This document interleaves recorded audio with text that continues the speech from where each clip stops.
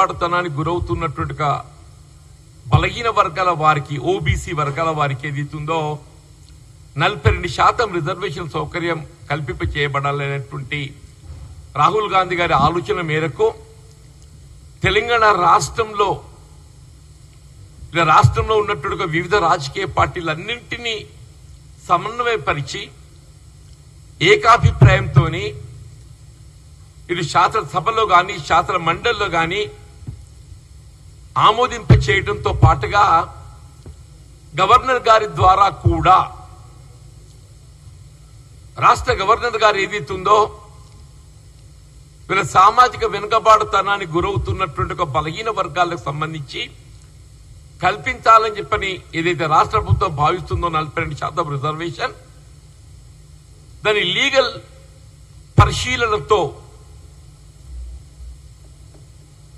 ఇవాళ కేంద్ర ప్రభుత్వానికి ఏదైతుందో 9th షెడ్యూల్లో చేర్చబడే విధంగా, so that to get legal protection for it, దానికి ఒక చట్టబద్ధత కల్పింప చేయబడే విధంగా మరి కేంద్ర ప్రభుత్వానికి 9th షెడ్యూల్ చేర్చబడే విధంగా ప్రతిపాదించటం.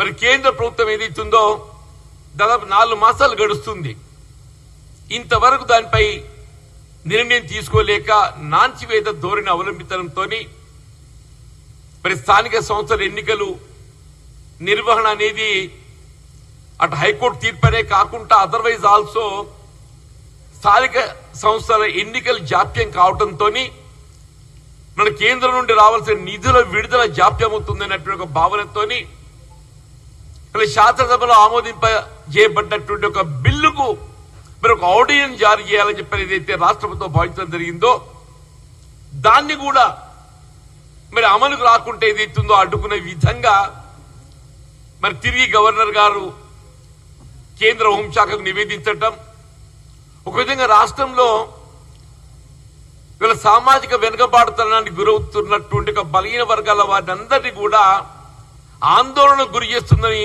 చెప్పక తప్పదని చెప్పి అంటున్నాను.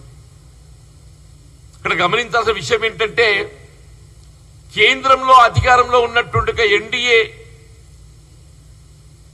పాలకపక్షం భారతీయ జనతా పార్టీ ఏదైతుందో రాష్ట్రంలో శాసనసభలో ఎప్పుడైతే బిల్లు చర్చకు వచ్చిందో వారు దానికి అనుగుణంగా మరి బిల్లుకు ఆమోదం తెలపడం జరిగింది. మరి అదే కేంద్రానికి పోయే వరకు ఏదైతుందో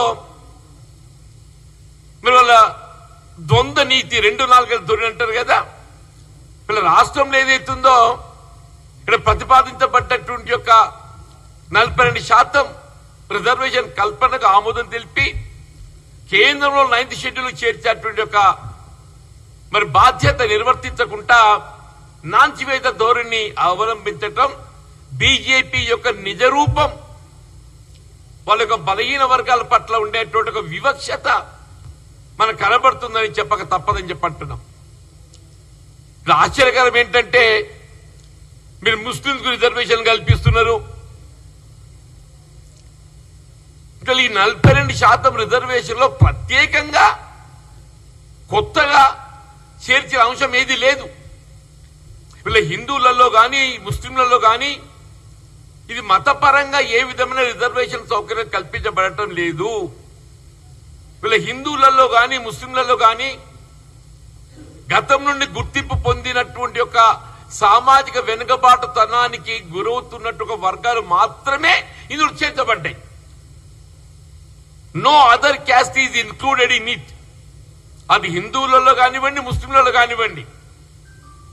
మరి రాష్ట్రంలో ఏదైతుందో ముస్లింలలో ఏ సామాజిక వెనుకబాటుతనానికి గురవుతున్నటువంటి ఒక వర్గాలు గుర్తించి మరి 4% రిజర్వేషన్ సౌకర్యం కల్పించబడే విధంగా మరి 2004లో అది అమలు తీసుకురావడం జరిగింది. అది వాళ్ళ సుప్రీంకోర్టులో ఉన్నది. అది ఇందులో నూతనంగా అదనంగా చేర్చేటువంటి ఒక అంశం ఏది లేదు. చిత్రం ఏంటంటే వీళ్ళ సామాజిక వెనుకబాటుతనానికి గురవుతున్నటువంటి ఒక బలహీన వర్గాల రాష్ట్రంలో 56% ఉందని మనం భావించినమే. ఈ 56%లో సామాజిక వెనుకబాటుతనానికి గురవుతున్నట్టు ఒక హిందూ సమాజం ఉన్నది, సామాజిక వెనుకబాటుతనానికి గురవుతున్నట్టు ఒక ముస్లిం సమాజం కూడా ఉన్నది. అంటే మీరు ఏ ముస్లిం సమాజం గురించి మాట్లాడుతున్నారో సామాజిక వెనుకబాటుతనానికి గురవుతున్నట్టు ముస్లిం జనాభా 10% ఇందులో చేర్చడంతో అది 56 చేరుకున్నది.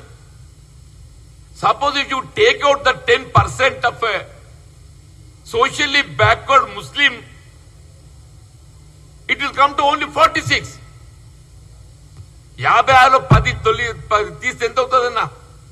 46 అవుతుంది.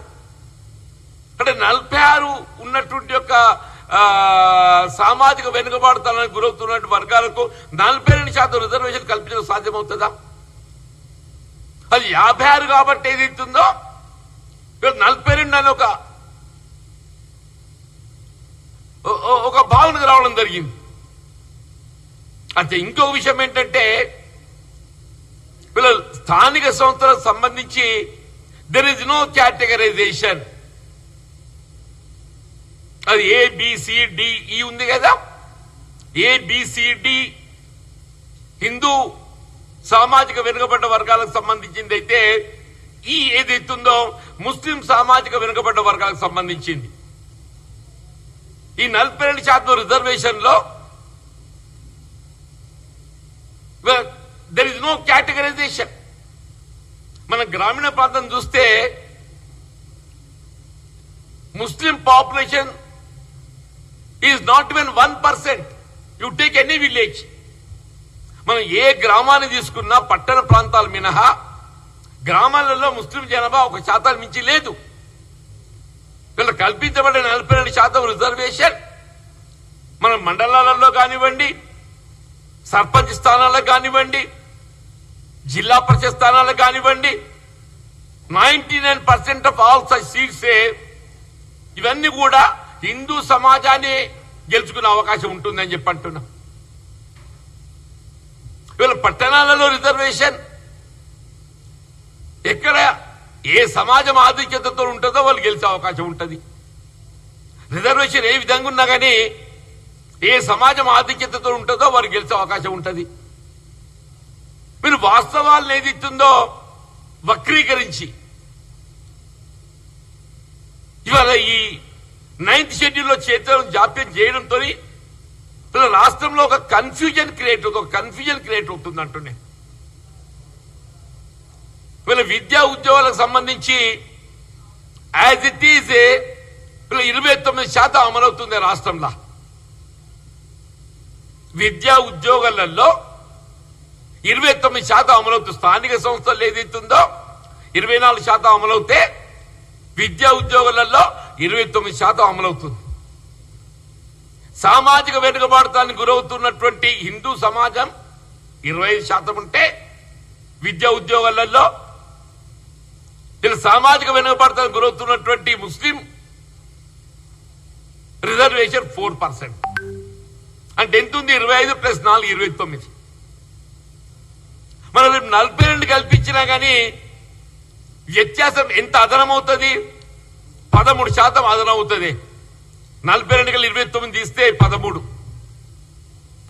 వీళ్ళు అదనంగా కల్పించబడే ఈ 13% రిజర్వేషన్ లో మీరు ముస్లిం జనాభాకు ఏ సామాజిక వెనుకబాటుతానికి గురవుతున్నటువంటి ఒక ముస్లిం సమాజానికి లభించేటువంటి ఒక ఆధిక్యత కేవలం 1.8.